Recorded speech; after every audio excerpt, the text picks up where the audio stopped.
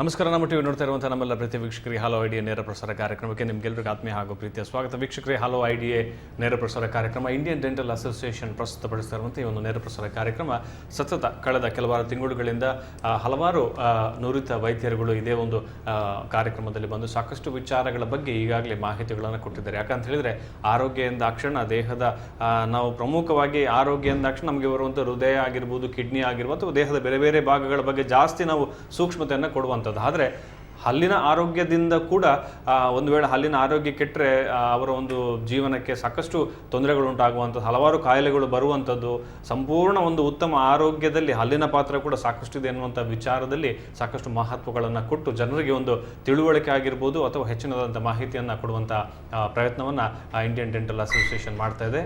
ಅದಕ್ಕೆ ಪೂರಕವಾಗಿ ನಮ್ಮ ಟಿವಿಯಲ್ಲಿ ಹಲವು ಐಡಿಯಾ ನೇರ ಪ್ರಸಾರ ಕಾರ್ಯಕ್ರಮದಲ್ಲಿ ವೈದ್ಯಕೀಯ ಅಥವಾ ಈ ಒಂದು ಡೆಂಟಲ್ ರಿಲೇಟೆಡಲ್ಲಿ ಅತ್ಯಂತ ಹೆಚ್ಚು ವ್ಯಾಸಂಗವನ್ನು ಮಾಡಿದವರು, ಅಧ್ಯಯನವನ್ನು ಮಾಡಿದವರು, ಸಮಾಜದಲ್ಲಿ ಸೇವೆಯನ್ನು ಸಲ್ಲಿಸ್ತಿರುವಂಥ ವೈದ್ಯರುಗಳನ್ನು ಗುರುತಿಸಿ ಅವರಿಂದ ನಿಮಗೆ ಸಾಕಷ್ಟು ವಿಚಾರಗಳ ಬಗ್ಗೆ ನಿಮ್ಮಲ್ಲಿರುವಂತಹ ಸಂದೇಹಗಳನ್ನು, ನಿಮ್ಮಲ್ಲಿರುವಂತಹ ಗೊಂದಲಗಳಿಗೆ ಪರಿಹಾರವನ್ನು ಕಂಡುಹುಡುಕುವಂಥ ಪ್ರಯತ್ನವನ್ನು ಇದೇ ಒಂದು ವೇದಿಕೆ ಮಾಡ್ತಾ ಇದೆ. ವೀಕ್ಷಕರು, ಇವತ್ತಿನ ಕಾರ್ಯಕ್ರಮದಲ್ಲಿ ಪ್ರಮುಖವಾಗಿ ಬಾಯಿಯ ಕ್ಯಾನ್ಸರ್ ಈ ವಿಷಯದ ಬಗ್ಗೆ ಹೆಚ್ಚಿನದಾದಂಥ ಒಂದು ವಿಚಾರಗಳನ್ನು ತಿಳ್ಕೊಳ್ಬೇಕಾದಂಥ ಒಂದು ಅವಶ್ಯಕತೆ ನಮ್ಮಲ್ಲಿರುವಂಥದ್ದು. ಯಾಕಂತ ಹೇಳಿದ್ರೆ ಈಗಾಗಲೇ ಕ್ಯಾನ್ಸರ್ ಎನ್ನುವಂಥದ್ದು ಸಾಕಷ್ಟು ಜನರಿಗೆ ಗೊತ್ತೇ ಇದೆ. ಭಾರತ ವಿದೇಶಗಳಿಗೆ ಬಹುಶಃ ಕಂಪೇರ್ ಮಾಡಿದರೂ ಕೂಡ ಇತ್ತೀಚಿನ ದಿನಗಳಲ್ಲಿ ಭಾರತವು ಕೂಡ ಸಾಕಷ್ಟು ಈ ಒಂದು ಕ್ಯಾನ್ಸರ್ ಈ ಒಂದು ಕಾಯಿಲೆಯಿಂದ ಸಾಕಷ್ಟು ಜನ ಬಳಲ್ತಾ ಇರುವಂಥ ಅದೆಷ್ಟು ಕೋಟಿಗಟ್ಟಲೆ ಜನ ಕ್ಯಾನ್ಸರ್ನಿಂದ ಬಳಲ್ತಾ ಇದ್ದಾರೆ ಅನ್ನುವಂಥ ಒಂದು ಮಾಹಿತಿಗಳನ್ನು ನಾವೆಲ್ಲರೂ ಕೂಡ ತಿಳ್ಕೊಂಡಿರುವಂಥ. ಹಾಗಾಗಿ ಕ್ಯಾನ್ಸರ್ಗಳಲ್ಲಿ ಸಾಕಷ್ಟು ಬೇರೆ ಬೇರೆ ಭಾಗಗಳಿದ್ದರೂ ಕೂಡ ಪ್ರಮುಖವಾಗಿ ಬಾಯಿಯಲ್ಲಿ ಕೂಡ ಕ್ಯಾನ್ಸರ್ ಆಗ್ತದೆ ಎನ್ನುವಂಥದ್ದು ಬಹುಶಃ ಹಲ್ಲಿನ ತೊಂದರೆಗಳು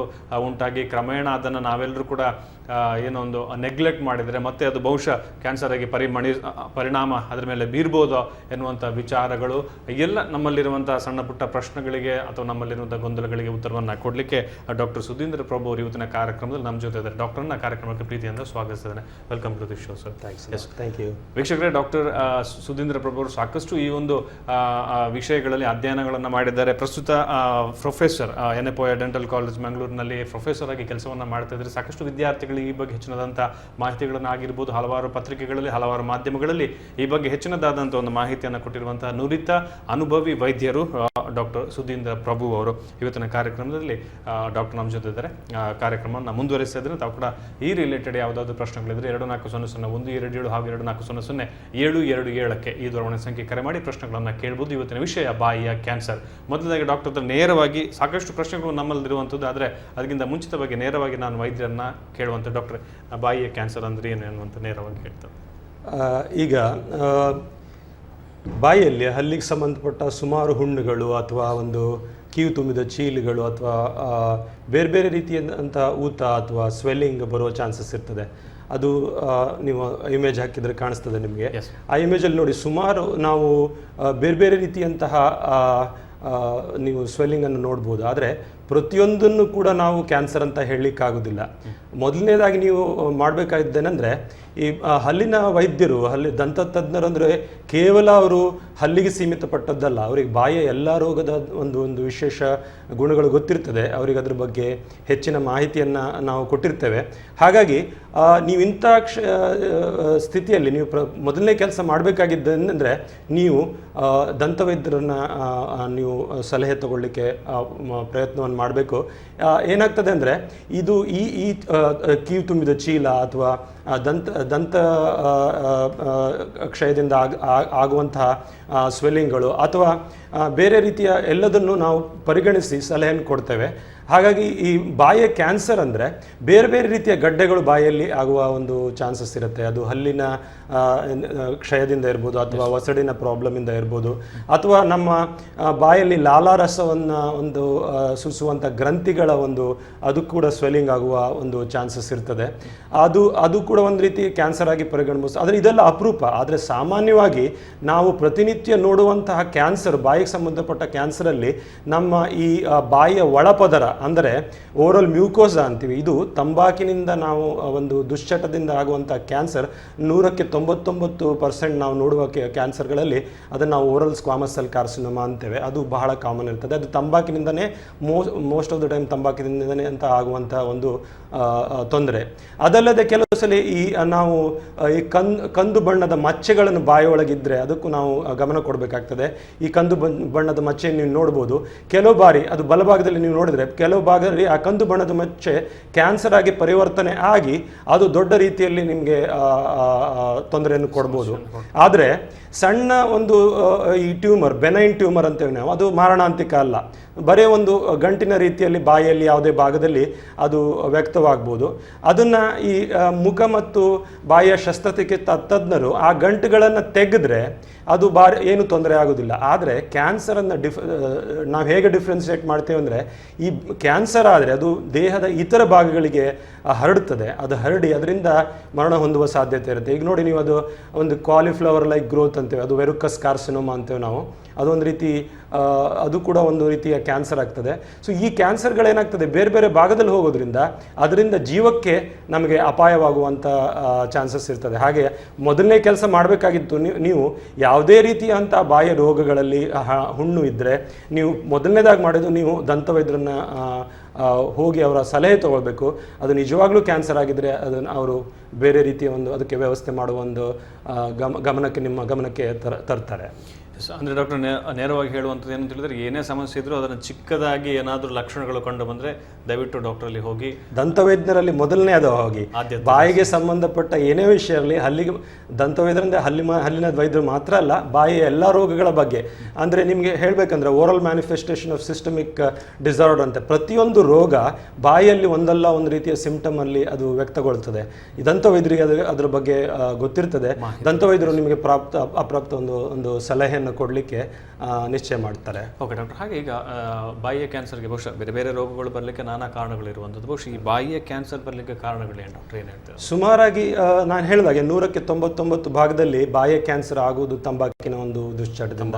ತಂಬಾಕು ಬೇರೆ ಬೇರೆ ರೀತಿಯ ತಂಬಾಕಿರ್ಬೋದು, ಅದು ಹೊಗೆ ರಹಿತ, ಹೊಗೆ ಸಹಿತ, ಅಂದರೆ ಧೂಮ್ರಪಾನದಿಂದ ಇರ್ಬೋದು, ಅಥವಾ ಸಾಮಾನ್ಯವಾಗಿ ಹೈಯೆಸ್ಟ್ ಕ್ಯಾನ್ಸರ್ ಬರೋದು ಈಗ ಗುಟ್ಕಾದ ದುಶ್ಚಟದಿಂದ. ಅಡಿಕೆ ಎಲೆ ಮತ್ತು ಅದ್ರ ಜೊತೆಗೆ ತಂಬಾಕು ಸೇವಿಸುವಂಥ ಸಾಮಾನ್ಯ ಅಡಿಕೆ ಎಲೆ ತಂಬಾಕು ಇಂದ ಕೂಡ ನಾವು ಕ್ಯಾನ್ಸರನ್ನು ನಾವು ನೋಡ್ಬೋದಾಗಿದೆ. ತಂಬಾಕಿನಿಂದನೇ ಬಾಯಿ ಕ್ಯಾನ್ಸರ್ನ ಒಂದು ಕಾರಣಗಳು ತುಂಬ ಸಾಮಾನ್ಯವಾಗಿ ನಾವು ನೋಡಬೇಕಾಗಿದೆ.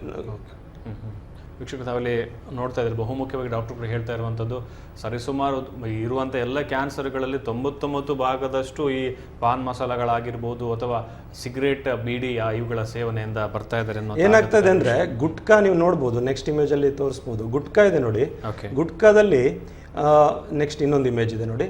ಆ ಗುಟ್ಕಾದಲ್ಲಿ ಏನಾಗ್ತದೆ, ಬರೀ ಅವರು ಒಂದು ಅಡಿಕೆ ಮತ್ತೆ ತಂಬಾಕಿರುವುದಿಲ್ಲ, ತಂಬಾಕಿನ ಜೊತೆ ಸುಮಾರು ಒಂದು ರಾಸಾಯನಿಕಗಳನ್ನು ಹಾಕ್ತಾರೆ. ಯಾಕಂದ್ರೆ ಅದರಿಂದ ನಿಮಗೆ ಗೀಳು ಬರಬೇಕು. ಗೀಳಂದ್ರೆ ನಿಮ್ಗೆ ಅದು ಹ್ಯಾಬಿಟ್ ಆಗಬೇಕು. ಹ್ಯಾಬಿಟ್ ಆಗೋ ಒಂದು ಕಾರಣಕ್ಕೋಸ್ಕರ ಸುಮಾರು ಥರ ರಾಸಾಯನಿಕ ಕೆಮಿಕಲ್ಸ್ ಹಾಕೋದ್ರಿಂದ ಮತ್ತೆ ಆ ಗೀಳಿಗೆ ನೀವು ಅಭ್ಯಾಸ ಆಗಬೇಕು ಅನ್ನೋ ಒಂದು ಕಾರಣ, ಇಂಟೆನ್ಷನಲಿ ಅದು ಮಾಡುವ ಒಂದು ವಿಚಾರ. ಸುಮಾರು ಒಂದು ರಾಸಾಯನಿಕ ಆ್ಯಡ್ ಮಾಡೋದ್ರಿಂದ ಆ ರಾಸಾಯನಿಕಗಳು ತಂಬಾಕಿಗಿಂತ ಬಹು ಹಾನಿಕಾರಕವಾಗಿರುತ್ತವೆ. ಹಾಗಾಗಿ ಅದೊಂದು, ಈ ತಂಬಾಕು ಮೊದಲಿಗೆ ಅದೊಂದು ವಿಷ, ಅದ್ರ ಜೊತೆಗೆ ಸುಮಾರು ವಿಷಯಗಳನ್ನು ನಿಮ್ಮ ಗೀಳಿಗೆ ಹಚ್ಚುವ ಸಲುವಾಗಿ ಆ ಕಂಪನಿಗಳು ಇಂಟೆನ್ಷನಲಿ ಮಾಡೋದ್ರಿಂದ ಅವೆಲ್ಲವೂ ಸೇರಿ ಗುಟ್ಕಾ ನಿಮಗೆ ಹೈಯೆಸ್ಟ್ ಒಂದು ದೊಡ್ಡ ದುರಂತ, ಕ್ಯಾನ್ಸರ್ ಮಾಡುವಂಥ ಸಾಧ್ಯತೆ ಇರ್ತದೆ. ಕರೆ ಇದೆ, ಕರೆನ ಸ್ವೀಕರಿಸಿದ ನಂತರ ನಮ್ಮೆಲ್ಲರ ಪ್ರಶ್ನೆಗಳಿಗೆ ಉತ್ತರಗಳನ್ನು ಡಾಕ್ಟರ್ ಕೊಡ್ಲಿಕ್ಕಿದ್ದಾರೆ. ಹಲೋ ನಮಸ್ಕಾರ. ಹಲೋ ನಮಸ್ಕಾರ, ತಮ್ಮ ಹೆಸರು ಮತ್ತೆ ಎಲ್ಲಿಂದ ಕರೆ ಮಾಡ್ತಾ ಇದ್ದೀರಾ? ಹಲೋ ನಮಸ್ಕಾರ, ತಮ್ಮ ಹೆಸರು ಮತ್ತೆ ಎಲ್ಲಿಂದ ಕರೆ ಮಾಡ್ತಾ ಇದ್ದಾರೆ, ಹೇಳಿ, ಮಾತಾಡಿ. ವೀಕ್ಷಕರ, ನೇರ ಪ್ರಸಾರ ಕಾರ್ಯಕ್ರಮ 2400 ಹಾಗೆ 2400 ಬಾಯಿಯ ಕ್ಯಾನ್ಸರ್ ಈ ವಿಷಯದ ಬಗ್ಗೆ ಡಾಕ್ಟರ್ ಹೆಚ್ಚಿನ ಮಾಹಿತಿಗಳನ್ನು ಕೊಡ್ತಾ ಇದ್ರು. ಹಾಗೆ ಡಾಕ್ಟ್ರೆ, ತಂಬಾಕಿನಲ್ಲಿ ಸಾಕಷ್ಟು ವಿಧಗಳು ಇರುವಂಥದ್ದು ಎನ್ನುವಂಥ ವಿಚಾರ ಹೇಳಿದ್ರಿ. ಇದರಲ್ಲಿ ಬಹುಶಃ ಯಾವುದು ಜಾಸ್ತಿ ಹಾನಿ ಯಾವುದು ಅಂತ ಈಗಾಗಲೇ ಮಾತಾಡ್ತಿದ್ರಿ, ಯಾವುದು ಅಂತ ಏನಾದರೂ? ಈಗ ನಿಮ್ಮ ಕ್ವಶನ್ ಹೇಗಿದೆ ಅಂದರೆ, ವಿಷಯದಲ್ಲಿ ಯಾವುದು ಒಳ್ಳೆ ವಿಷಯ ಅಥವಾ ಕೆಟ್ಟ ವಿಷಯ ಅಂತ ಇಲ್ಲ. ಎಲ್ಲ ರೀತಿಯ ತಂಬಾಕುಗಳು ನಿಮ್ಮ ಕ್ಯಾನ್ಸರ್ ಆಗಿ ಪರಿಣಾಮ ಬೀರ್ತದೆ. ಆದರೆ ಬಾಯಿ ಕ್ಯಾನ್ಸರ್ ಸುಮಾರಾಗಿ ನಾವು ನೋಡೋದಂದ್ರೆ, ಗುಟ್ಕಾದಿಂದ ಈಗ ನೋಡುವಂಥ ಹೈಯೆಸ್ಟ್ ನಂಬರ್ ಆಫ್ ಕ್ಯಾನ್ಸರ್ ಗುಟ್ಕಾದಿಂದ ಬರ್ತದೆ. ಯಾಕಂದರೆ ಒಂದೇ ಭಾಗದಲ್ಲಿ ಕೆಲವು ಸಲ ಅಡಿಕೆ ಎಲೆ ತಂಬಾಕು ಒಂದೇ ಭಾಗದಲ್ಲಿ ಇಡೋದ್ರಿಂದ ಅದು ಈ ತಂಬಾಕಿನ ಡೈರೆಕ್ಟ್ ಕಾಂಟ್ಯಾಕ್ಟ್ ನಮ್ಮ ಬಾಯಿಯ ಒಳಪದರದಿಂದ ಬರೋದ್ರಿಂದ ನಮಗೆ ಹೈಯೆಸ್ಟ್ ಗುಟ್ಕಾದಿಂದ ಬರ್ತದೆ. ಬಟ್ ಸ್ಮೋಕಿಂಗಿಂದ ನಿಮಗೆ ಬಾಯಿಯ ಮೇಲ್ಭಾಗದ ಅಂಗಳದಲ್ಲಿ ಅದು ಸ್ಮೋಕಿಂಗಿಂದ ಸುಮಾರು ಕೆಮಿಕಲ್ಸ್ ರಿಲೀಸ್ ಆಗ್ತದೆ. ಬೇಸಿಕಲಿ ಎಲ್ಲ ತಂಬಾಕುಗಳು ಬಾಯಿ ಕ್ಯಾನ್ಸರನ್ನು ಮಾಡ್ತದೆ. ಅದರಲ್ಲಿ ಯಾವುದು ಇಂಪಾರ್ಟೆಂಟ್ ಅಂತ ಹೇಳಿಕ್ಕೆ ಬರೋದಿಲ್ಲ. ಆದಷ್ಟು ನಾವು ತಂಬಾಕಿನಿಂದ ದೂರ ಇದ್ದರೆ ನಾವು ಬಾಯಿ ಕ್ಯಾನ್ಸರಿಂದ ನಾವು ಅವಾಯ್ಡ್ ಮಾಡ್ಬೋದಾಗಿದೆ. ಎಸ್ ಡಾಕ್ಟರ್, ಕಾರ್ಯಕ್ರಮದ ಕರೆಯನ್ನು ಸ್ವೀಕರಿಸಿದೆ. ಹಲೋ ನಮಸ್ಕಾರ, ಯಾರು ಎಲ್ಲಿಂದ ಕರೆ ಮಾಡ್ತಾ ಇದ್ದೀರಾ? ಹಲೋ ನಮಸ್ಕಾರ, ಹೇಳಿ, ಯಾರು ಎಲ್ಲಿಂದ ಕರೆ ಮಾಡ್ತಾ ಇದ್ದೀರಾ? ಹೇಳಿ ರಾಜೇಶ್ ಅವರೇ. ಡಾಕ್ಟರ್ ಇದ್ದಾರೆ, ನೇರವಾಗಿ ಅವ್ರ ಜೊತೆ. ಅದು ಈ ಎಷ್ಟು ದಿನ ಹಳ್ಳಿಗಳೆಲ್ಲ ತಂಬಾಕು ಕೆಲಸ ತಿಂತಾರೆ ಅಂತವ್ರಿಗೆ ಅಂದ್ರೆ ನೇರವಾಗಿ ಕೇಳ್ತಾ ಇದ್ರೆ ಸಾಕಷ್ಟು ಜನ ಪಾನ್ ಮಸಾಲ ಅಥವಾ ಗುಡ್ಕ ಇದನ್ನೆಲ್ಲ ತಿಂತಾರೆ, ಅಂತವರಿಗೆಲ್ಲ ಬರ್ಬೋದು ಅನ್ನುವಂಥ ವಿಚಾರ ಅಲ್ವಾ? ಹೌದು ಸರ್, ತಿಂತಾರೆ. ಸರಿ.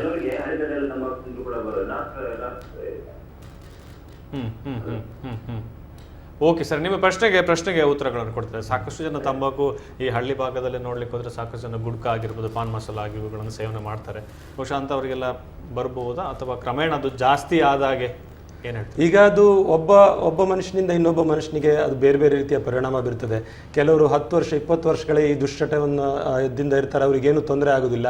ಕೆಲವರಿಗೆ 20-25ನೇ ವಯಸ್ಸಿಗೆ ಅವರಿಗೆ ತೊಂದರೆ ಆಗಲಿಕ್ಕೆ ಸಾಧ್ಯತೆ ಉಂಟು. ಅದು ಹೇಗೆ ಅಂದರೆ ನಮ್ಮ ಬಾಡಿಯಲ್ಲಿರುವ ಜೀನ್ಸ್ ಕೂಡ ಕಂಟ್ರೋಲ್ ಮಾಡ್ತದೆ ಈ ಎಲ್ಲ ಕ್ಯಾನ್ಸರ್ನ ಪ್ರೊಸೆಸ್ ಆಗೋ ಒಂದು ಈ ರೋಗದ ಪರಿಸ್ಥಿತಿಯಲ್ಲಿ.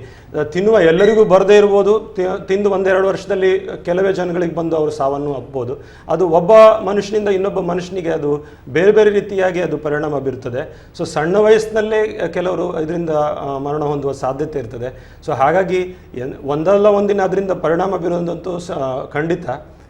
ತಂಬಾಕಿನಿಂದ ನೀವು ಕಂಟಿನ್ಯೂಸ್ ಆಗಿ ಅದನ್ನೇ ಹ್ಯಾಬಿಟ್ ಇಟ್ಕೊಂಡ್ರೆ ಸಾವಂತೂ ಅದರಿಂದ ಖಂಡಿತ ಬರ್ತದೆ. ಈ ಒಬ್ಬ ಮನುಷ್ಯನಿಂದ ಇನ್ನೊಬ್ಬ ಮನುಷ್ಯನಿಂದ ಅದು ಬೇರೆ ಬೇರೆ ರೀತಿಯ ಪರಿಣಾಮ ಬರೋದ್ರಿಂದ ನಾವು ಯಾವ ರೀತಿ ಅದು ಪರಿಣಾಮ ಆಗ್ತದೆ ಅನ್ನೋದು ಮೊದಲಿಗೆ ಹೇಳಲಿಕ್ಕೆ ಆಗೋದಿಲ್ಲ. ಓಕೆ. ಹಾಗೆ ಡಾಕ್ಟರ್, ಇನ್ನೊಂದು ಈ ಲಕ್ಷಣಗಳು ಹೇಗೆ? ಆರಂಭಿಕ ಲಕ್ಷಣ ಬಾಯಿಯಲ್ಲಿ ಕ್ಯಾನ್ಸರ್ ಇದೆ ಅಂತ ಆರಂಭಿಕ ಲಕ್ಷಣಗಳ ಬಗ್ಗೆ ಏನು ಹೇಳ್ತಾರೆ ಡಾಕ್ಟರ್? ಮೊದಲನೇದಾಗಿ ಏನಾಗ್ತದೆ ಅಂದರೆ ಬಾಯಿಯ ಒಳಪದರ ಅಂದರೆ ಓರಲ್ ಮ್ಯೂಕೋಸಾ ಅದು ಬಿಳಿಯ ಬಣ್ಣಕ್ಕೆ ಕನ್ವರ್ಟ್ ಆಗ್ತದೆ. ನೀವು ನೋಡ್ಬೋದು ಅಲ್ಲಿ ಆ ಬಿಳಿಯ ಮಚ್ಚೆಗಳು ಅದೇನಾಗ್ತದೆ ಅಲ್ಲಿ ಅದು ಒಂದು ರೀತಿ ರಫ್ ಆಗ್ತದೆ. ಒಂದು ಬಿಳಿಯ ಕಲೆಗಳು ಕಾಣಿಸ್ಲಿಕ್ಕೆ ಶುರು ಆಗ್ತದೆ, ದೊಡ್ಡದಾಗ್ತಾ ಹೋಗ್ತದೆ. ಇದು ಪ್ರಾರಂಭಿಕ ಲಕ್ಷಣ. ಇದನ್ನು ನಾವು ಕ್ಯಾನ್ಸರ್ ಅಂತ ಹೇಳುವುದಿಲ್ಲ. ಇದು ಕ್ಯಾನ್ಸರ್ನ ಪೂರ್ಣ ಪ್ರಮಾಣದ ಕ್ಯಾನ್ಸರ್ ಆಗುವ ಮೊದಲ ಭಾಗ ಇದು. ಈ ಒಂದು ಸ್ಟೇಜ್ನಲ್ಲಿ ಇವರು ಡಾಕ್ಟ್ರನ್ನು ಕನ್ಸಲ್ಟ್ ಮಾಡಿದರೆ ಇದನ್ನು ನಾವು ನೋಡಿ ಇದಕ್ಕೆ ಸರಿಯಾದ ಒಂದು ಔಷಧಿಗಳನ್ನು ಕೊಟ್ಟರೆ ಕೆಲವು ಬಾರಿ ಇದನ್ನು ನಾವು ಮುಂದಿನ ಒಂದು ಸ್ಟೇಜ್ ಹೋಗಲಿಕ್ಕೆ ನಾವು ಇದನ್ನು ತಡೆಗಟ್ಬೋದಾಗಿದೆ. ಆದರೆ ಒಂದಂತೂ ಮಾಡಬೇಕು, ಈ ಸ್ಟೇಜ್ನಲ್ಲೂ ಕೂಡ ನಾವು ಫಸ್ಟ್ ಮಾಡಬೇಕಾದ ಕೆಲಸ ಅಂದರೆ ತಂಬಾಕನ್ನು ನಾವು ದುಶ್ಚಟವನ್ನು ನಿಲ್ಲಿಸಬೇಕಾಗ್ತದೆ. ನಿಲ್ಲಿಸಿ ಬೇರೆ ಬೇರೆ ರೀತಿಯಂಥ ಒಂದು ಮೆಡಿಸಿನ್ಗಳನ್ನು ನಾವು ಕೊಟ್ಟರೆ ಅದನ್ನು ನಾವು ಮುಂದಿನ ಒಂದು ಸ್ಟೇಜ್ ಹೋಗಲಿಕ್ಕೆ ಪೂರ್ಣ ಪ್ರಮಾಣದ ಕ್ಯಾನ್ಸರ್ ಆಗಲಿಕ್ಕೆ ನಾವು ತಡೆಗಟ್ಬೋದು. ಇಲ್ಲ ಅಂದರೆ ನೆಕ್ಸ್ಟ್ ಅದು ಹುಣ್ಣಾಗಿ ಪರಿವರ್ತನೆ ಆಗ್ತದೆ. ಸುಮಾರಾಗಿ ಏನಾಗ್ತದೆ, ಬಿಳಿ ಮಚ್ಚೆಗಿಂತ ಅದು ಕೆಂಪು ಮಚ್ಚೆಯಾಗಿ ಪರಿಣಾಮ ಬೀಳ್ತದೆ. ನೆಕ್ಸ್ಟ್ ಇಮೇಜ್ನಲ್ಲಿ ನಾನು ತೋರಿಸ್ಬೋದು ನಿಮಗೆ.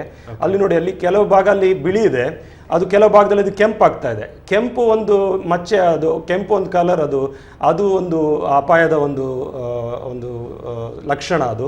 ಅದು ಕೆಂಪು ಆಗ್ತಾ ಹೋದ ಹಾಗೆ ಅದು ಕ್ಯಾನ್ಸರ್ ಆಗಿ ಪರಿವರ್ತನೆ ಆಗ್ತಾ ಇದೆ. ನೆಕ್ಸ್ಟ್ ನೋಡಿ, ಇದು ಸುಮಾರಾಗಿ ಕ್ಯಾನ್ಸರ್ನ ನೆಕ್ಸ್ಟ್ ಸ್ಟೇಜಿಗೆ ಹೋಗಿ ಆಗಿದೆ. ಇನ್ನು ನೆಕ್ಸ್ಟ್ ಸ್ಟೇಜ್ನಲ್ಲಿ ಇಲ್ಲಿ ನೋಡಿ, ಬಾಯಿಯ ಮೇಲ್ಭಾಗದ ಅಂಗಳದಲ್ಲಿ ಇದು ಸುಮಾರಾಗಿ ಬೀಡಿ ಸೇದುವರಲ್ಲಿ ಈ ಥರ ಆಗ್ತದೆ. ಬಾಯಿಯ ಮೇಲಂಗಳದಲ್ಲಿ ಅದು ಕೆಲವು ಭಾಗದಲ್ಲಿ ನೀವು ನೋಡ್ಬೋದು, ಅದು ಬಿಳಿಯ ಮಚ್ಚೆಗಳಿದೆ. ಕೆಲವು ಭಾಗದಲ್ಲಿ ಅದು ಗಟ್ಟಿಯ ಗಂಟುಗಳಾಗ್ತದೆ, ಕೆಲವು ಭಾಗದಲ್ಲಿ ಹುಣ್ಣಾಗಿದೆ, ಅಲ್ಸರ್ ಅಂತೇವೆ ನಾವು. ಇದು ಸಾಮಾನ್ಯವಾಗಿ ಯಾವಾಗ ನೀವು ಆ ರೆಡ್ ಅಲ್ಸರ್ ಆಗ್ತದೆ, ಅದು ಹುಣ್ಣಾಗಿ ಪರಿವರ್ತನೆ ಹೋಗ್ತದೆ, ಅದು ನಾವು ಹೇಳ್ಬೋದು ಕ್ಯಾನ್ಸರ್ ಆಗಿ ಪರಿವರ್ತನೆ ಆಗಿದೆ ಅಂತ. ಸೊ ನಾವು ಯಾವಾಗಲೂ ಈ ಕೆಂಪು ಬಣ್ಣದ ಒಂದು ಬದಲಾವಣೆ ಆಗ್ತಿದ್ದ ಹಾಗೆ ನಾವು ಅದ್ರ ಬಗ್ಗೆ ಹೆಚ್ಚಿನ ಗಮನ ಕೊಡಬೇಕಾಗ್ತದೆ. ಅದು ಕ್ಯಾನ್ಸರ್ ಆಗಿ ಪರಿವರ್ತನೆ ಆಗ್ತದೆ. ಕೆಲವೊಮ್ಮೆ ಈ ರೀತಿಯ ಗಂಟುಗಳಾಗಿ ಅಥವಾ ಸ್ವೆಲ್ಲಿಂಗ್ ಅಂತೇವೆ ನಾವು, ದೊಡ್ಡ ಸ್ವೆಲ್ಲಿಂಗ್, ಇದು ನಾಲ್ಗೆ ಮೇಲೂ ಕೆಲವು ಕಡೆ ಅಥವಾ ನಮ್ಮ ತುಟಿಯ ಒಳಭಾಗದಲ್ಲಿ ಅಥವಾ ನಮ್ಮ ಚೀಕ್ಸ್ ಅದರ ಮೇಲೆ ಅಥವಾ ಮೇಲಂಗಳ ಕೆಲ ಅಂಗಳದಲ್ಲಿ ಎಲ್ಲ ಕಡೆಯಾಗಿ ಗಂಟಿನ ರೀತಿಯಲ್ಲೂ ಕೂಡ ಅದು ಲಕ್ಷಣಗಳು ಕಾಣ್ಬೋದು. ಈ ರೀತಿಯ ದೊಡ್ಡದಾದ ಒಂದು ಹುಣ್ಣಾಗಿ ಪರಿವರ್ತನೆ ಆಗ್ಬೋದು. ಇದು ನೋಡಿ, ಮೇಲ್ಭಾಗದ ಮೇಳಂಗಳದ ಕಂಪ್ಲೀಟ್ ಅದೊಂದು ಒಳಗಿನ ವಸಡು ಅದು ಕೂಡ ಮೇಲ್ಭಾಗದ ವಸಡು ಮೂಳೆ ಕೂಡ ಅದು ಕಂಪ್ಲೀಟಾಗಿ ನಾಶ ಆಗಿದೆ.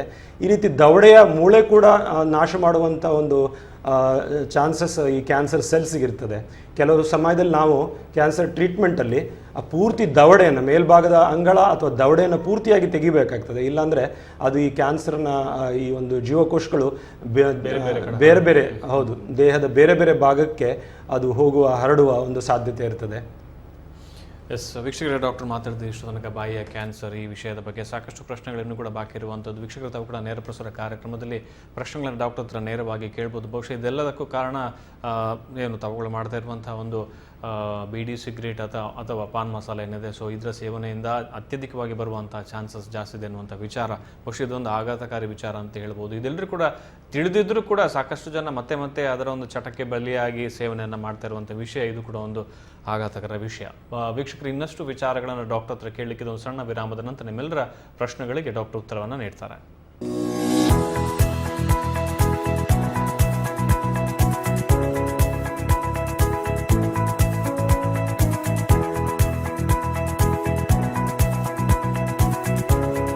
ವೀಕ್ಷಕರು, ವಿರಾಮದ ಬಳಿಕ ಮತ್ತೆ ವಿಶೇಷ ಕಾರ್ಯಕ್ರಮಕ್ಕೆ ಹಲೋ ಐಡಿಯಾ ಕಾರ್ಯಕ್ರಮಕ್ಕೆ ಸ್ವಾಗತ ಅಂತ ಹೇಳ್ತೇವೆ. ಇದನ್ನ ಕಾರ್ಯಕ್ರಮದಲ್ಲಿ ಡಾಕ್ಟರ್ ಸುಧೀಂದ್ರ ಪ್ರಭು ಅವರು ಬಾಯಿಯ ಕ್ಯಾನ್ಸರ್ ಈ ವಿಷಯದ ಬಗ್ಗೆ ಹೆಚ್ಚಿನದಾದಂಥ ಒಂದು ಮಾಹಿತಿಗಳನ್ನು ಕೊಡ್ತಾ ಇದ್ದಾರೆ. ತಾವು ಕೂಡ ನೇರ ಪ್ರಸಾರ ಕಾರ್ಯಕ್ರಮದಲ್ಲಿ ಪ್ರಶ್ನೆಗಳನ್ನು ಕೇಳ್ಬೋದು ಎನ್ನುವಂಥ ಮಾತುಗಳನ್ನು ಹೇಳ್ತಾರೆ ಡಾಕ್ಟರ್. ಹಾಗೆ ಏನಾದರೂ ಪ್ರಾರಂಭದ ಲಕ್ಷಣಗಳು ಅಂತ ಹಾಗೆ ಏನಾದರೂ ಇದೆಯಾ? ಒಂದು ವೇಳೆ ಆ ರೀತಿ ಕಂಡು ಬಂದರೆ ತಡೆಗಟ್ಟುವ ವಿಚಾರಗಳ ಬಗ್ಗೆ ಡಾಕ್ಟರ್ ಏನು ಹೇಳ್ತೀರಿ ಆರಂಭದಲ್ಲಿ ಏನಾದರೂ? ನಾನು ಮೊದಲೇ ಹೇಳಿದ ಹಾಗೆ ಆರಂಭಿಕ ಲಕ್ಷಣ ಅಂದರೆ ಒಂದು ಆ ಬಿಳಿ ಒಂದು ಮಚ್ಚೆ ಥರ ಪರಿವರ್ತನೆ ಆಗೋದು, ರಫ್ ಸೆನ್ಸೇಷನ್ ಫೀಲ್ ಆಗ್ತದೆ ನಿಮಗೆ.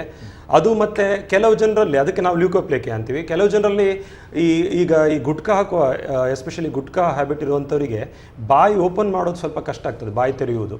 ಸಾಮಾನ್ಯವಾಗಿ ಮನುಷ್ಯನಿಗೆ ಮೂರು ಬೆರಳು ಹೋಗುವಷ್ಟು, ಅದು ನಾನು ತೋರಿಸ್ಬೇಕಾಗತ್ತೆ. ಸಾಮಾನ್ಯವಾಗಿ ಎಲ್ಲರೂ ಇದನ್ನು ನೋಡ್ಕೊಳ್ಬೇಕು.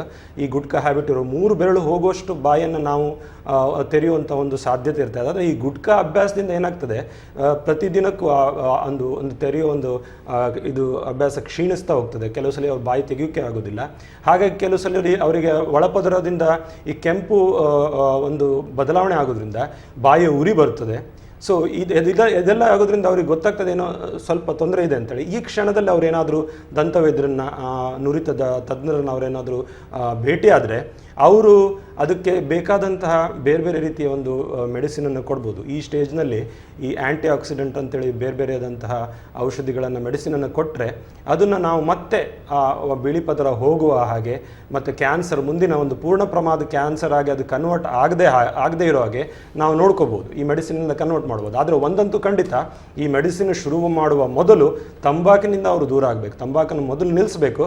ಅದ್ರ ಜೊತೆಗೆ ನಾವು ಬೇರೆ ಬೇರೆ ರೀತಿಯಿಂದ ಒಂದು ಔಷಧಿಗಳನ್ನು ಕೊಟ್ಟರೆ ಅವರು ಮೊದಲನೇ ರೀತಿ ಸಾಮಾನ್ಯವಾಗಿ ಆ ಒಳಪದರ ಮತ್ತು ನಾರ್ಮಲ್ ಬಣ್ಣಕ್ಕೆ ತಿರುಗಿ ಅವರು ಮೊದಲಿನಂಥ ಒಂದು ನಾರ್ಮಲ್ ಸ್ಟೇಜನ್ನು ತಲುಪಬಹುದು. ಅದು ಹ್ಯಾಬಿಟನ್ನು ಕಂಟಿನ್ಯೂ ಮಾಡಿದರೆ ಅದು ಪೂರ್ಣ ಪ್ರಮಾಣದ ಕ್ಯಾನ್ಸರ್ ಆಗಿ ಪರಿವರ್ತನೆ ಆಗ್ತದೆ. ಓಕೆ ಡಾಕ್ಟರ್, ಈಗ ದೇಹದ ಬೇರೆ ಬೇರೆ ಭಾಗದಲ್ಲಿರುವಂಥ ಕ್ಯಾನ್ಸರ್ ಈಗ ಬೇರೆ ಡಾಕ್ಟರ್ಗಳು ಹೇಳುವಾಗ ಹೇಳ್ತಾರೆ ಅದು ಒಂದು ಕಡೆಯಿಂದ ಇನ್ನೊಂದು ಕಡೆ ಹೋಗ್ತದೆ ಅನ್ನುವಂಥ, ಬೇರೆ ಬೇರೆ ಭಾಗಗಳಿಗೆ ಹೋಗ್ತದೆ. ಬಹುಶಃ ಬಾಯಿಯ ಕ್ಯಾನ್ಸರ್ ಇದು ಒಂದೇ ಕಡೆಗೆ ಸೀಮಿತವಾಗಿರ್ತದೆ ಡಾಕ್ಟರ್, ಅಥವಾ ಇದು ಕೂಡ ಬೇರೆ ಬೇರೆ ಭಾಗಗಳಿಗೆ ಚಲಿಸಲಿಕ್ಕೆ? ಯಾಕಂತ ಹೇಳಿದ್ರೆ ಮೆದುಳು ಅನ್ನುವಂಥದ್ದು ಬಾಯಿಗೆ ತುಂಬ ಹತ್ತಿರ ಇರುವಂಥದ್ದು.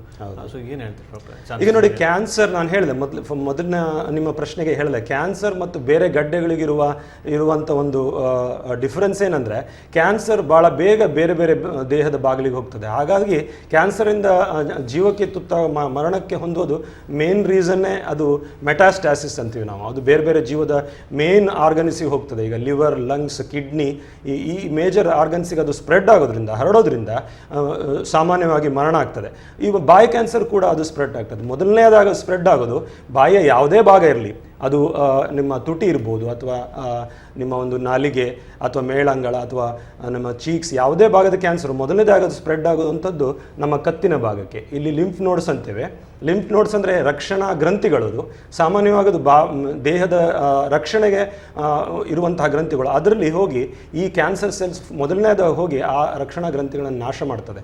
ಹಾಗಾಗಿ ಸಾಮಾನ್ಯವಾಗಿ ನಾವು ಒಂದು ಸರ್ಜಿಕಲಿ ಅಂದರೆ ಶಸ್ತ್ರಚಿಕಿತ್ಸೆಯಿಂದ ಕ್ಯಾನ್ಸರ್ನ ಬಾಯದ ಭಾಗನ ತೆಗಿಬೇಕಾದ್ರೆ, ದವಡೆಯೂ ಕೆಲವು ಟೈಮ್ ತೆಗಿಬೇಕಾಗ್ತದೆ. ತೆಗೆಯೋದ್ರ ಜೊತೆಗೆ ರಕ್ಷಣಾ ಗ್ರಂಥಿಗಳನ್ನೆಲ್ಲ ಅಂದರೆ ಗಂಟಲಿನ ಒಂದು ಭಾಗ ಸಂಪೂರ್ಣವಾಗಿ ತೆಗಿಬೇಕಾಗ್ತದೆ. ಯಾಕಂದರೆ ಕ್ಯಾನ್ಸರ್ ಅಂತ ಹೇಳಿದರೆ ಅದು ಆಗಲೇ ನಮ್ಮ ಗಂಟಲಿನ ಭಾಗಕ್ಕೆ ಹರಡಿರ್ತದೆ. ಅದು ಹಾಗೆ ಬಿಟ್ಟರೆ ಅದು ದೇಹದ ಪ್ರಮುಖ ಭಾಗಗಳಿಗೆ ಹರಡಿ ವಿತಿನ್ ಕೆಲವೇ ತಿಂಗಳಲ್ಲಿ ಅಥವಾ 1-2 ವರ್ಷಗಳಲ್ಲಿ ಮರಣ ಹೊಂದುವ ಸಾಧ್ಯತೆ ಇರ್ತದೆ. ಓಕೆ ಡಾಕ್ಟರ್, ಏನು ಬಾಯಿಯಲ್ಲಿ ಏನಾದರೂ ಇಂಥ ಹುಣ್ಣುಗಳು ಏನಾದರೂ ಕಂಡು ಬಂದರೆ ಅದ್ರ ಕ್ಯಾನ್ಸರ್ವೇ ಅಥವಾ ಬೇರೆ ಏನಾದರೂ ಹುಣ್ಣು ಅಂತ ಕಂಡುಹಿಡಲಿಕ್ಕೆ ಏನಿದೆ ಡಾಕ್ಟರ್, ಹೇಗೆ ಕಂಡುಹಿಡಿತಾರೆ? ಹೌದು, ಇದು ತುಂಬ ಇಂಪಾರ್ಟೆಂಟ್. ಯಾಕಂದರೆ ಸುಮಾರು ನಾನು ನಮ್ಮ ಇಮೇಜಸ್ಗಳನ್ನು ತೋರಿಸಿದೆ. ಬಾಯಲ್ಲಾಗುವ ಪ್ರತಿ ಹುಣ್ಣು ಕೂಡ ಕ್ಯಾನ್ಸರ್ ಅಂತ ನೀವು ಹೆದರುವ ಅವಶ್ಯಕತೆ ಇಲ್ಲ. ಸುಮಾರು ರೀತಿಯ ರೋಗಗಳಲ್ಲಿ, ಕಾಯಿಲೆಗಳಲ್ಲಿ ನಾವು ಬಾಯಿನಲ್ಲಿ ಹುಣ್ಣು ಅಥವಾ ಗಡ್ಡೆಗಳನ್ನು ನೋಡ್ಬೋದಾಗಿದೆ. ಕೆಲವು ಸಲ ಈಗ ಅಪೌಷ್ಟಿಕತೆಯಿಂದ, ನ್ಯೂಟ್ರಿಷನಲ್ ಡೆಫಿಷಿಯನ್ಸಿಯಿಂದ ಸಾಮಾನ್ಯವಾಗಿ ಕೆಲವರಿಗೆ ಪ್ರತಿ ತಿಂಗಳಿಗೆ ಬಾಯಿನಲ್ಲಿ ದೊಡ್ಡ ದೊಡ್ಡ ಹುಣ್ಣಾಗುವ ಚಾನ್ಸಸ್ ಇರ್ತದೆ. ಕೆಲವು ಸಲ ಹಾರ್ಮೋನಲ್ ಇಂಬ್ಯಾಲೆನ್ಸ್ ಇದ್ದರೆ ಅವರಲ್ಲೂ ಕೂಡ ಈ ರೀತಿಯ ಬಾಯಿ ಹುಣ್ಣುಗಳಾಗ್ಬೋದು. ಅದೇ ರೀತಿ ಬೇರೆ ಬೇರೆ ರೀಸನ್ ಇರ್ತದೆ. ಪ್ರತಿಯೊಂದು ಹುಣ್ಣು, ಪ್ರತಿಯೊಂದು ಗಡ್ಡೆ ಕ್ಯಾನ್ಸರ್ ಅಂತ ನಾವು ಹೆದರುವ ಅವಶ್ಯಕತೆ ಇಲ್ಲ. ಮೊದಲನೇದಾಗಿ ತಜ್ಞ ವೈದ್ಯರು ಮೊದಲಿಗೆ ನಿಮ್ಮ ಹತ್ತಿರದಿರುವ ದಂತ ವೈದ್ಯರು ನೀವು ನೋಡಿದರೆ ಮೊದಲು ಹಲ್ಲಿನಿಂದ ಆಗಿರುವ ಹುಣ್ಣು ಅಥವಾ ಬೇರೆ ಯಾವುದೇ ರೀತಿಯಿಂದ ಆಗಿರುವ ಹುಣ್ಣು ಅಂತ ಪರೀಕ್ಷೆ ಮಾಡ್ತಾರೆ. ಮೊದಲು ನೋಡಬೇಕಾಗಿದ್ದೇನೆಂದರೆ 2 ವಾರ ಅಥವಾ 3 ವಾರ ಆ ಹುಣ್ಣು ಅದು ಹೀಲ್ ಆಗಲಿಲ್ಲ ಅಂದರೆ, ಅದು ನಾರ್ಮಲ್ ಆಗಿ ಹೀಲ್ ಆಗಲಿಲ್ಲ ಅಂದರೆ ನಾವು ಯೋಚನೆ ಮಾಡುವಂಥ ವಿಷಯ. 3 ವಾರದ ನಂತರ ಕೂಡ ಅದು ಹುಣ್ಣು ಕಡಿಮೆ ಆಗಲಿಲ್ಲ ಅಂದರೆ ಕೂಡಲೇ ನಾವೊಂದು ಬಯಾಪ್ಸಿ ಅಂತ ಮಾಡಬೇಕಾಗ್ತದೆ. ಬಯಾಪ್ಸಿ ಅಂದರೆ ಅದು ಶಸ್ತ್ರಚಿಕಿತ್ಸಾ ವೈದ್ಯರು ಆ ಒಂದು ಹುಣ್ಣಿನ ಭಾಗದ ಒಂದು ಸಣ್ಣ ಭಾಗವನ್ನು ನಮಗೆ ರೋಗ ಪರೀಕ್ಷಣಾ ಒಂದು ವಿಭಾಗಕ್ಕೆ ಕಳಿಸ್ತಾರೆ.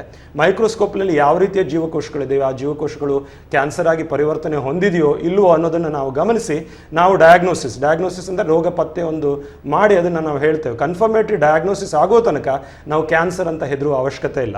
ಇದು ಪ್ರೀ ಕ್ಯಾನ್ಸರ್ ಅಂದರೆ ಕ್ಯಾನ್ಸರ್ನ ಮೊದಲನೇ ಅಂತ ಅಂದರೂ ಕೂಡ ನಾವು ಹೆದರುವ ಅವಶ್ಯಕತೆ ಇಲ್ಲ. ಆದರೆ ಬಯಾಪ್ಸಿ ಮಾಡದೆ ಕ್ಯಾನ್ಸರ್ ಅಂತ ನಾವು ಮೊದಲಿಗೆ ನಾವು ನಿರ್ಣಯಕ್ಕೆ ಬರೋದು ತಪ್ಪಾಗ್ತದೆ. ಓಕೆ ಡಾಕ್ಟರ್, ಹಾಗೆ ಬಾಯಿಯ ಕ್ಯಾನ್ಸರ್ಗೆ ಒಂದು ವೇಳೆ ಬಾಯಿಯ ಕ್ಯಾನ್ಸರ್ ಆಗಿದ್ದರೆ ಚಿಕಿತ್ಸೆಗಳು ಯಾವ ರೀತಿ ಇರ್ತದೆ ಡಾಕ್ಟರ್, ಏನು ಹೇಳ್ತಾರೆ ಅದಕ್ಕೆ? ಹೌದು, ಈಗ ನೋಡಿ, ಬಯಾಪ್ಸಿಯಲ್ಲಿ ಕ್ಯಾನ್ಸರ್ ಅಂತ ನಿಮಗೆ ಕನ್ಫರ್ಮ್ ಆಗಿ ಪತ್ತೆ ಆದ ಕೂಡಲೇ ಮತ್ತೊಮ್ಮೆ ಹೇಳ್ತಾನೆ ಹೆದರುವ ಅವಶ್ಯಕತೆ ಇಲ್ಲ. ಯಾಕಂದರೆ ಮೋಸ್ಟ್ ಆಫ್ ದ ಟೈಮ್ ಈ ಕ್ಯಾನ್ಸರ್ ಬಂದ ಕೂಡಲೇ ಮನುಷ್ಯ ರೋಗಕ್ಕಿಂತ ಜಾಸ್ತಿ ಸೈಕಾಲಜಿಕಲ್ ಡಿಪ್ರೆಷನ್ಗೆ ಹೋಗಿಬಿಡ್ತಾನೆ. ಮಾನಸಿಕ ಒತ್ತಡ ನಾವು ಕೆಲವು ಕೇಸಲ್ಲಿ ನೋಡಿದ್ದೇವೆ. ಡಯಾಗ್ನೋಸಿಸ್ ಬಂದ 1 ವಾರ 2 ವಾರದಲ್ಲಿ ಅವರು ಕೆಲವು ಸಲ ಖಿನ್ನತೆಗೊಳಗಾಗ್ತಾರೆ, ಆತ್ಮಹತ್ಯೆಗೂ ಪ್ರಯತ್ನ ಮಾಡ್ತಾರೆ. ಅದು ಅವರ ಒಂದು ದುಶ್ಚಟದಿಂದ ಆಗಿದ್ರೂ ಕೂಡ ಅವರಿಗೆ ಅದನ್ನು ಒಂದೇ ಸಲ ಅದು ಕ್ಯಾನ್ಸರ್ ಅನ್ನು ಒಂದು ಮಾನಸಿಕವಾಗಿ ಅದನ್ನು ತಗೊಳ್ಳುವ ಒಂದು ಪರಿಸ್ಥಿತಿಯಲ್ಲಿ ಇರುವುದಿಲ್ಲ. ಈ ಮಧ್ಯೆ ಡಾಕ್ಟರ್ ಒಬ್ರು ಕರೆಗಳನ್ನು ಮಾಡಿದ್ದಾರೆ, ಯಾರು ಅಂತ ಕೇಳೋಣ. ಹಲೋ, ನಮಸ್ಕಾರ. ಹಲೋ, ನಮಸ್ತೆ. ಹೇಳಿ, ಯಾರು ಎಲ್ಲಿಂದ ಕರೆ ಮಾಡ್ತಾ ಇದ್ದೀರಾ? ಸರ್, ನಾನು ಕಮಲಾಕ್ಷಿ ಅಂತ ಮಂಗಳೂರಿಂದ. ಹೇಳಿ ಕಮಲಾಕ್ಷಿ ಅವರು, ಡಾಕ್ಟರ್ ಇದ್ದಾರೆ, ನೇರವಾಗಿ ಪ್ರಶ್ನೆ ಡೌಟ್ ಇದೆ ಸರ್. ಹೇಳಿ ಡಾಕ್ಟರ್ ಇದ್ದಾರೆ, ಹೇಳಿ ಮೇಡಮ್. ನಮಸ್ತೆ ಸರ್. ನಮಸ್ಕಾರ. ಸರ್, ಈಗ ಕ್ಯಾನ್ಸರ್ ಪೇಷಂಟ್ ಇರ್ತಾರಲ್ಲ, ಅವರಿಗೆ ಟ್ರೀಟ್ಮೆಂಟ್ ಎಲ್ಲ ಆಗಿರ್ತದೆ, ರೇಡಿಯೇಷನ್ ಎಲ್ಲ ಆಗಿರ್ತದೆ. ಹೌದು. ಬಾಯಿಯ ಕ್ಯಾನ್ಸರ್. ಆಮೇಲೆ ಅವರದ್ದು ಫುಡ್ ಯಾವುದು ಅಂತ ಬೇಕಿತ್ತು ನನಗೆ. ಯಾವ ರೀತಿಯ ಆಹಾರ? ಖಾರ ತಿನ್ಬಾರ್ದು, ನಾನ್ ವೆಜ್ ತಿನ್ಬಾರ್ದು ಎಲ್ಲ ಹೇಳ್ತಾರಲ್ಲ, ಅದು ಸಮಯ ಏನು? ಆಹಾರ ಪಥ್ಯಗಳ ಬಗ್ಗೆ ಡಾಕ್ಟರ್ ಏನು ಹೇಳ್ತಾರೆ? ಈಗ ರೇಡಿಯೇಷನ್ ಆಗಿರುವಂಥ ಸಮಯದಲ್ಲಿ ಸರ್ಜರಿ ಅಂದರೆ ಶಸ್ತ್ರಚಿಕಿತ್ಸೆ ಮಾಡಿ ಆ ಭಾಗದ ಒಂದು ಕ್ಯಾನ್ಸರನ್ನು ತೆಗೆದಿರ್ತಾರೆ ಮತ್ತು ಗಂಟಲಿನ ಒಂದು ಭಾಗವನ್ನು ತೆಗೆದಿರ್ತಾರೆ ಇಲ್ಲಿ. ಅದ್ರ ಜೊತೆಗೆ ಈ ರೇಡಿಯೇಷನ್ ಮತ್ತು ಕೀಮೋಥೆರಪಿ ಕೊಟ್ಟಿದ್ರೆ ದೇಹದಲ್ಲಿ ರಕ್ಷಣಾ ಒಂದು ಬಲ ಕಡಿಮೆ ಆಗಿರ್ತದೆ. ಮತ್ತು ಹಾಗಾಗಿ ನಾವು ಸಾಮಾನ್ಯವಾಗಿ ನಾವು ಈ ಖಾರದ ಪದಾರ್ಥ ಅಂತ ಮತ್ತು ಕಡಿಮೆ ಮಾಡೋದು ಒಳ್ಳೆಯದು. ಅದ್ರ ಜೊತೆಗೆ ನಾವು ಆದಷ್ಟು ವಿಟಮಿನ್ ಇರುವಂತಹ ಸೊಪ್ಪು ಅಥವಾ ಹಣ್ಣಿನ ಪದಾರ್ಥ, ಡ್ರೈ ಫ್ರೂಟ್ಸು ಅಂಥವನ್ನು ಕೊಟ್ಟರೆ, ಈ ಆ್ಯಂಟಿ ಆಕ್ಸಿಡೆಂಟ್ ಜಾಸ್ತಿ ಇರುವಂತಹ ಆಹಾರಗಳು, ಆ್ಯಂಟಿ ಆಕ್ಸಿಡೆಂಟ್ಸ್ ಅಂದರೆ ವಿಟಮಿನ್ಸ್ ಜಾಸ್ತಿ ಇರುವಂಥ ಆಹಾರಗಳು ನಾವು ಕೊಟ್ಟರೆ ಅವರಿಗೆ ಭಾಳ ಬೇಗ ಅದರಿಂದ ಅವ್ರು ರಿಕವರಿ ಆಗೋ ಚಾನ್ಸಸ್ ಇರ್ತದೆ. ಡಯಾಬಿಟೀಸ್ ಅದೊಂದು ಮತ್ತೊಂದು ಪ್ರಾಬ್ಲಮ್. ಡಯಾಬಿಟೀಸಲ್ಲಿ ಏನಾಗ್ತದೆ, ಸೋಂಕಿನ ಇನ್ಫೆಕ್ಷನ್ ಚಾನ್ಸಸ್ ಜಾಸ್ತಿ ಇರ್ತದೆ.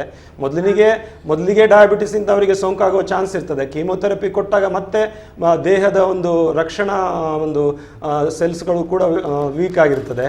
ಅದರಲ್ಲಿ ಮತ್ತು ನಾವು ಇನ್ನೂ ಜಾಗ್ರತೆ ತಗೊಳ್ಬೇಕಾಗುತ್ತೆ. ಇವರಿಗೆ ಸೋಂಕಿನ ಇನ್ಫೆಕ್ಷನ್ ಚಾನ್ಸಸ್ ಜಾಸ್ತಿ ಇರ್ತದೆ. ಸೊ ಹಾಗಾಗಿ ನಾವು ಆದಷ್ಟು ಜಾಗರೂಕರಾಗಿರ್ಬೇಕು. ಸ್ವೀಟ್ ತಗೊಳ್ಳೋದು ಡಯಾಬಿಟೀಸ್ನಲ್ಲಿ ಒಳ್ಳೆಯದು ಖಂಡಿತ ಇಲ್ಲ. ಅದು ಶುಗರ್ ಲೆವೆಲನ್ನು ನಾವು ಮೇಂಟೈನ್ ಮಾಡಬೇಕಾಗ್ತದೆ. ಓಕೆ ಕರೆ ಮಾಡೋದಕ್ಕೆ ಧನ್ಯವಾದಗಳು. ವೀಕ್ಷಕರು, ತಾವು ಕೂಡ ನೇರ ಪ್ರಸಾರ ಕಾರ್ಯಕ್ರಮ ಅಂತ ಹೇಳಿದ ಕಾರ್ಯಕ್ರಮದ ಕೊನೆಯ ಭಾಗದಲ್ಲಿ ನಾವಿರುವಂಥದ್ದು. ಹಾಗೆ ಡಾಕ್ಟ್ರೆ, ಯಾವ ರೀತಿಯ ಚಿಕಿತ್ಸೆ ಮಾಡಬೇಕೆನ್ನುವಂಥ ವಿಚಾರ ಮತ್ತು ಇಂಥ ಚಿಕಿತ್ಸೆಗಳು ಎಲ್ಲಿ ಲಭ್ಯ ಇದೆ, ಇಲ್ಲಿ ಮಂಗಳೂರಲ್ಲೇ ಮಾಡೋದಾದರೆ ಎಲ್ಲಿ ಲಭ್ಯ ಇದೆ ಅನ್ನುವಂಥ ವಿಚಾರ. ಈಗ ಮೊದಲನೇದಾಗಿ ನಾನು ಹೇಳಿದಾಗೆ ಕ್ಯಾನ್ಸರ್ ಯಾವ ಭಾಗದಲ್ಲಿದೆ ಅಂತೇಳಿ, ಅದು ತುಟಿಯ ಅಥವಾ ನಮ್ಮ ಒಂದು ನಾಲಿಗೆ ಭಾಗ, ಯಾವುದೇ ಒಂದು ಭಾಗ ಅಥವಾ ವಸಡು, ಕೆಲವು ಸಲ ಪೂರ್ಣ ವಸಡೇ ಒಂದು ನಾಶ ಆಗಿರ್ತದೆ ಕ್ಯಾನ್ಸರ್ನ ಜೀವಕೋಶಗಳ ಒಳಗೆ ಹೋಗಿ ಅದನ್ನು ಪೂರ್ತಿಯಾಗಿ ತೆಗಿಬೇಕಾಗ್ತದೆ. ಅದ್ರ ಜೊತೆಗೆ ನಾನು ಹೇಳಿದಾಗೆ ನಮ್ಮ ಒಂದು ಗಂಟಲಿನ ಒಂದು ಭಾಗವನ್ನು ಕಂಪ್ಲೀಟಾಗಿ ಅದನ್ನು ಶಸ್ತ್ರಚಿಕಿತ್ಸೆಯಿಂದ ತೆಗಿತಾರೆ. ನೀವು ಮಾಡಬೇಕಾಗಿದ್ದಂದರೆ ನಿಮ್ಮ ಹತ್ತಿರದಲ್ಲಿರುವಂತಹ ಬಾಯಿ ಮತ್ತು ಮುಖ ಶಸ್ತ್ರಚಿಕಿತ್ಸಾ ಒಂದು ತಜ್ಞರು, ಅಂದರೆ ಇವರು BDS ಮಾಡಿ ಡೆಂಟಲ್ ಪರಿಣಿತರಾಗಿರ್ತಾರೆ ಇವರು, ಮತ್ತೆ ಮುಂದೆ MDS in oral and maxillofacial surgery ಇದರಲ್ಲಿ ಅವರು ಪರಿಣಿತಿಯನ್ನು ಪಡೆದಿರ್ತಾರೆ.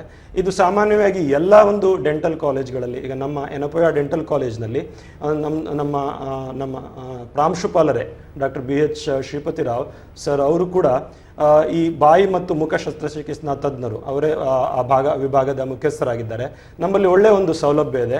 ಅದ್ರ ಜೊತೆಗೆ ನಮ್ಮ ಎನಪೋಯ ಯೂನಿವರ್ಸಿಟಿಯಲ್ಲಿ ಆಂಕಾಲಜಿ, ಅಂದರೆ ಕ್ಯಾನ್ಸರ್ ಎಲ್ಲ ರೀತಿಯ ದೇಹದ ಎಲ್ಲ ರೀತಿಯ ಒಂದು ಕ್ಯಾನ್ಸರಿಗೆ ಟ್ರೀಟ್ಮೆಂಟ್ ಕೊಡುವ ವ್ಯವಸ್ಥೆ ಇದೆ. ಅದಲ್ಲದೆ ಮಂಗಳೂರಿನಲ್ಲಿ ಸುಮಾರಾಗಿ ಎಲ್ಲ ಡೆಂಟಲ್ ಕಾಲೇಜಲ್ಲೂ ನುರಿತ ಬಾಯಿ ಮತ್ತು ಮುಖ ಶಸ್ತ್ರ ತಜ್ಞರಿದ್ದಾರೆ. ಅದ್ರ ಜೊತೆಗೆ ರೇಡಿಯೇಷನ್ ಮತ್ತು ಕೀಮೊಥೆರಪಿಯ ವ್ಯವಸ್ಥೆ ಇಲ್ಲಿದೆ. ಸೊ ಮೊದಲನೇದಾಗಿ ನೀವು ಡೆಂಟಲ್ ಕಾಲೇಜಿಗೆ ನೀವು ಒಂದು ಭೇಟಿ ಕೊಟ್ಟು ಸಲಹೆಯನ್ನು ಪಡೆದು ಮುಂದಿನ ಒಂದು ನಿರ್ಧಾರವನ್ನು ತಗೊಳ್ಬೇಕಾಗ್ತದೆ. ಎಸ್, ಇಷ್ಟು ತನಕ ಕಾರ್ಯಕ್ರಮದಲ್ಲಿ ಬಾಯಿಯ ಕ್ಯಾನ್ಸರ್ ಈ ವಿಷಯದ ಬಗ್ಗೆ ಹೆಚ್ಚಿನಂಥ ಮಾಹಿತಿಗಳನ್ನು ನೀಡಿದವರು ಡಾಕ್ಟರ್ ಸುಧೀಂದ್ರ ಪ್ರಭು ಅವರು. ಇಷ್ಟು ತನಕ ನಮ್ಮೆಲ್ಲ ಕಾರ್ಯಕ್ರಮದಲ್ಲಿ ನಿಮ್ಮೆಲ್ಲರ ಪ್ರಶ್ನೆಗಳಿಗೆ, ನಮ್ಮಲ್ಲಿರುವಂಥ ಗೊಂದಲಗಳಿಗೆ ತಮ್ಮ ಅಧ್ಯಯನದ ಮುಖೇನ ಆಗಿರ್ಬೋದು ಅಥವಾ ಸಾಕಷ್ಟು ತಮ್ಮ ಅನುಭವದಿಂದ ಆಗಿರ್ಬೋದು ಸಾಕಷ್ಟು ವಿಚಾರಗಳನ್ನು, ಸಾಕಷ್ಟು ಪ್ರಶ್ನೆಗಳಿಗೆ ಉತ್ತರಗಳನ್ನು ನೀಡಿದಂಥ ವೈದ್ಯರಿಗೆ ನಮ್ಮ TV ಕಡೆಯಿಂದ ಹಾಗೂ ನಮ್ಮೆಲ್ಲ ಪ್ರೀತಿಯ ವೀಕ್ಷಕರ ಕಡೆಯಿಂದ ಅನಂತ ಧನ್ಯವಾದಗಳನ್ನು ಹೇಳ್ತೇನೆ. Thank you so much doctor. Thanks a lot. Thank you. ಕಾರ್ಯಕ್ರಮದ ಕೊನೆಯಲ್ಲಿ ಏನು ಹೇಳಕ್ಕೆ ಇಷ್ಟಪಡ್ತೀವಿ? ಸುಮಾರಾಗಿ ಬಾಯ ಕ್ಯಾನ್ಸರ್ ಬರೋದು ತಂಬಾಕಿನಿಂದ, ಅದು ಎಲ್ಲರಿಗೂ ಗೊತ್ತಿರೋ ವಿಚಾರ. ಅದನ್ನು ಡಾಕ್ಟ್ರಾಗಿ ನಾನು ಹೇಳಬೇಕಾಗಿಲ್ಲ. ಅದು ತಂಬಾಕಿನ ಒಂದು ಪ್ರತಿಯೊಂದು ಸಿಗರೇಟಿನ ಪ್ಯಾಕೆಟ್ ಮೇಲೆ, ಗುಟ್ಕಾ ಪ್ಯಾಕೆಟ್ ಮೇಲೂ ನಾವೀಗ ನಮ್ಮ ಒಂದು ಸರ್ಕಾರ ಅದರ ಒಂದು ಇಮೇಜನ್ನು ಹಾಕಿರ್ತದೆ. ಅದು ಗೊತ್ತಿದ್ದು ವಿಷ ಅಂತ ಗೊತ್ತಿದ್ದು ಇನ್ನೂ ಕೂಡ ಒಂದು ನಮ್ಮ ಯಂಗ್ ಜನರೇಷನ್ ಅದರ ಒಂದು ಗೀಳಿನಲ್ಲಿ ಬೀಳ್ತಾ ಇದೆ. ಸಾಮಾನ್ಯವಾಗಿ ತಪ್ಪು ಮಾಡೋದು ಸಹಜ, ಎಲ್ಲ ಜೀವನದಲ್ಲಿ ತಪ್ಪು ಮಾಡ್ತಾರೆ. ಆದರೆ ಆದಷ್ಟು ಬೇಗ ನಾವು ಅದನ್ನು ನಿಲ್ಲಿಸ್ಲಿಕ್ಕೆ ಪ್ರಯತ್ನ ಮಾಡಬೇಕಾಗ ಒಂದಲ್ಲ ಒಂದಿನ ನಿಮ್ಮ ಮರಣ ತಂಬಾಕಿನಿಂದ ಖಂಡಿತ ಆಗ್ತದೆ. So B smart, don't start. ಅದನ್ನು ತಂಬಾಕಿನಿಂದ ದೂರ ಇರೋದೇ ನಾವು, ಮತ್ತು ಬಾಯಿಯ ಕ್ಯಾನ್ಸರಿಂದ ನಾವು ದೂರ ಇರೋದು ಅದಂತೂ ಖಂಡಿತ ಅಂತ ನಾನು ಹೇಳಲಿಕ್ಕೆ ಇಷ್ಟಪಡ್ತೇನೆ. ಎಸ್ ವೀಕ್ಷಕ, ಕಾರ್ಯಕ್ರಮದಲ್ಲಿ ಡಾಕ್ಟರ್ ಒಂದು ಉತ್ತಮವಾಗಿರುವಂಥ ಮಾಹಿತಿಯನ್ನು ಕೊಟ್ಟಿದ್ದಾರೆ. ಹಾಗೆ ಇನ್ನೊಂದು ಹೇಳುವಂಥದ್ದು, ಎಲ್ಲರಿಗೂ ಕೂಡ ಗೊತ್ತಿರುವಂಥ ವಿಚಾರ, ಗುಟ್ಕಾ ಆರೋಗ್ಯಕ್ಕೆ ಹಾನಿಕಾರಕ ಅನ್ನುವಂಥ ವಿಚಾರ ಗೊತ್ತಿದ್ರು ಕೂಡ ಮತ್ತೆ ಸೇವನೆಯನ್ನು ಮಾಡ್ತಾ ಇರುವಂಥ ಒಂದು ನಿಟ್ಟಿನ ನೋಡಿಕೋದ್ರೆ ಸಾಕಷ್ಟು ನೋವನ್ನು ತಿನ್ನಬೇಕು, ಸಾಕಷ್ಟು ಹಣಗಳನ್ನು ಖರ್ಚು ಮಾಡಬೇಕು, ಆರೋಗ್ಯದಲ್ಲಿ ಏರುಪೇರಾಗುತ್ತೆ. ಅವರಿಗೆ ಮಾತ್ರ ನೆಮ್ಮದಿಯ ವಿಚಾರ ಆಗಿರ್ಬೋದು ಅಥವಾ ಮನೆಯಲ್ಲಿರುವವರಿಗೆ ಎಲ್ಲರೂ ಕೂಡ ಒಂದು ರೀತಿಯಾದಂತಹ ಒಂದು ದೊಡ್ಡ ಕಷ್ಟವನ್ನು ತಂದು ಕೊಡುವಂತಹ ಒಂದು ಸಂದಿಗ್ಧ ಪರಿಸ್ಥಿತಿ ಅದು ಅಂತ ನಾನು ಹೇಳಲಿಕ್ಕೆ ಇಷ್ಟಪಡ್ತೇನೆ ಡಾಕ್ಟರ್. ಅದೊಂದು ಕೊನೆ ಇಮೇಜ್ ಹಾಕಿದ್ರೆ ಗೊತ್ತಾಗ್ತದೆ ನಿಮಗೆ. ಟ್ರೀಟ್ಮೆಂಟ್ ಆದ್ಮೇಲೆ ಅವರ ಜೀವನ ಶೈಲಿ ಯಾವ ರೀತಿ ಬದಲಾವಣೆ ಆಗ್ಬೋದು ಅನ್ನೋದಕ್ಕೆ ಕೊನೆಯ ಇಮೇಜ್ ಅನ್ನು ನಾನು ತೋರಿಸ್ತೀನಿ. ಲಾಸ್ಟ್ ಸ್ಲೈಡ್, 9ನೇ ಸ್ಲೈಡ್, ಕೊನೆಯ ಸ್ಲೈಡ್ ನೋಡಿ. ಇದು ಗಂಟಲಿನ ಅರ್ಧ ಭಾಗ ತೆಗೆಯಲಾಗಿದೆ. ಓಕೆ, ಇದು ನೋಡಿ, ಆ ಕೆಳಗಿನ ಒಂದು ದವಡೆಯನ್ನು ಕಂಪ್ಲೀಟ್ ರಿಮೂವ್ ಮಾಡಿ ಅವರ ಜೀವನ ಶೈಲಿ, ಅವರ ಸಾಮಾಜಿಕವಾಗಿ ಅವರು ಬೆರೆಯುವಾಗ ಎಷ್ಟು ಕಷ್ಟ ಆಗ್ಬೋದು, ಅವರಿಗೆ ಮಾನಸಿಕವಾಗಿ ಅವರು ಎಷ್ಟು ತೊಂದರೆಯನ್ನು ಹೊಂದ್ಬೋದು. ಆದರೆ ಈ ತಂಬಾಕಿನ ಒಂದು ದುಶ್ಚಟದಿಂದ ಅವರು ಇಡೀ ಜೀವನವನ್ನು ಈ ರೀತಿಯಾಗಿ ಅವರು ಕಳೆಯುವ ಒಂದು ಪರಿಸ್ಥಿತಿ ಹೊಂದಿರುತ್ತೆ. ಅದರಿಂದ ತಂಬಾಕಿನಿಂದ ದೂರ ಇರೋದು ಆದಷ್ಟು ಬಹಳ ಒಳ್ಳೆಯದು ಅಂತ ಹೇಳ್ತೇನೆ. ಡಾಕ್ಟರ್, ಎಲ್ಲ ಮಾಹಿತಿಗಳನ್ನು ಇವತ್ತಿನ ಕಾರ್ಯಕ್ರಮದ ವೀಕ್ಷಕ ತಾವು ಕೂಡ ನೋಡಿದ್ರೆ, ಹಾಗೆ ಕೊನೆಯದಾಗಿ ಡಾಕ್ಟರ್ ಕೂಡ ಥ್ಯಾಂಕ್ಸ್ ಅನ್ನು ಹೇಳ್ತಾ ವೀಕ್ಷಕರೇ, ಮತ್ತೆ ಮುಂದಿನ ವಾರದ ಹಲೋ ಐಡಿಯಾ ನೇರ ಪ್ರಸಾರ ಕಾರ್ಯಕ್ರಮದಲ್ಲಿ ನಿಮ್ಮ ಭೇಟಿಯಲ್ಲಿ ತನಕ ಎಲ್ಲರೂ ಕೂಡ ಆರೋಗ್ಯವಾಗಿರಲಿ ಅನ್ನುವಂಥ ಒಂದು ಚಿಕ್ಕದಾದಂಥ ಆಸೆ ನಮ್ದು ಎನ್ನುವಂಥ ಮಾತುಗಳು ಹೇಳಿದ ಕಾರ್ಯಕ್ರಮ ಮುಗಿಸ್ತಾ ಇದ್ವಿ. ನಮಸ್ಕಾರ.